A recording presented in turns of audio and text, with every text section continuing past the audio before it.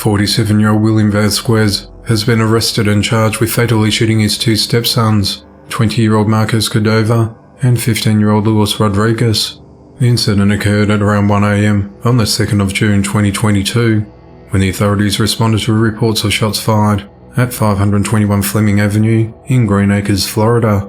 When officers arrived, they found the unresponsive bodies of Marcos and Luis in the bedroom, suffering from gunshot wounds, and they were pronounced dead at the scene. William, the suspect in the shooting who remained on site, was approached by officers as he stood in the parking lot smoking a cigarette. When they asked him about the murders, he replied they were orphaned dead. He was immediately taken into custody without incident and was interviewed. During questioning, it was discovered that the shooting stemmed from a verbal dispute at the home, where William, his wife and two stepsons were present.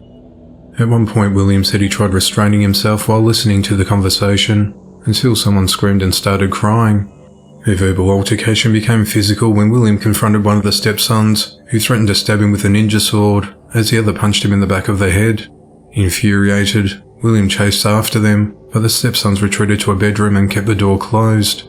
William then went to his bedroom and grabbed a handgun. He then went back to the stepson's bedroom and started shooting through the closed door. He told the deputies that he entered the room to finish them off and emptied the magazine. William said he planned to murder his wife. He ran out of the house, but he said he ran out of bullets. The next-door neighbor, Nestor Torres, said that William's wife came to his house banging at his door screaming, "Nestor, Nestor, please help me. He killed my kids. He killed my kids." Nestor explained that he was terrified and didn't want to open the door because he has 5 kids of his own, and William had previously threatened him with a loaded gun, and he was feared for his own life and what he might do to his kids. He said he didn't know where William was, and there could have been a massacre if he let her in. Nestor stayed inside his house until deputies arrived. Nestor, who's known William for 2 years, said that William recently lost his job in construction and felt that stress was a contributing factor towards the shooting. He said that William worried that he was going to get evicted because of unpaid bills. He also said that his stepsons didn't listen to him or respect him. Nestor said that William is a psychopath and is in need of mental help. He said he's the type of person if you don't show him respect, he feels the need to prove it. 35-year-old Jose Gonzalez has been found disemboweled inside his apartment, located at the intersection of 40th Road and 102nd Street in Queens, New York City, whom police believe to have been murdered by a new roommate during a drunken brawl.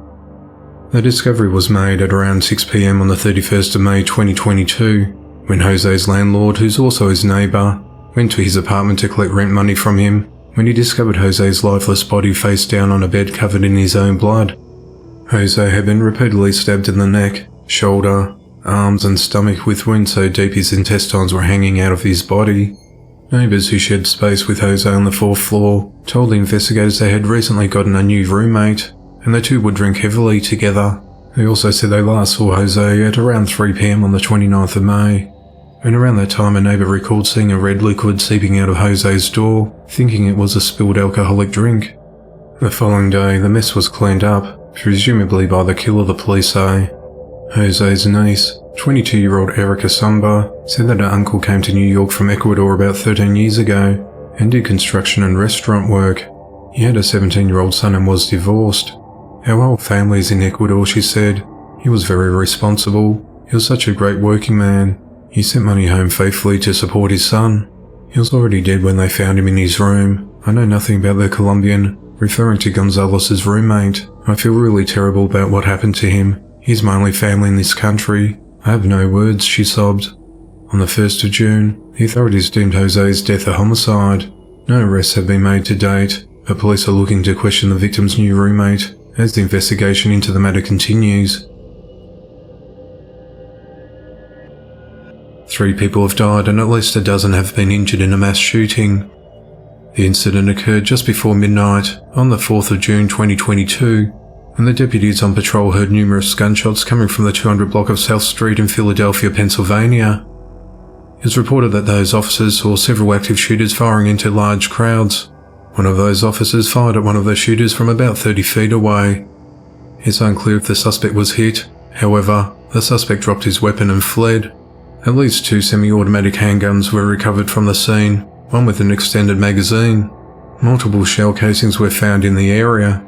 So far, 15 people have been reportedly struck by gunfire, Of those victims, at least 3 are dead and 12 are injured. The victims who were killed include a 26-year-old woman who was shot in the rib cage, a 22-year-old man who was shot in the back, and a 34-year-old man who was shot twice in the chest and twice in the stomach. The victims' names have not been released to date.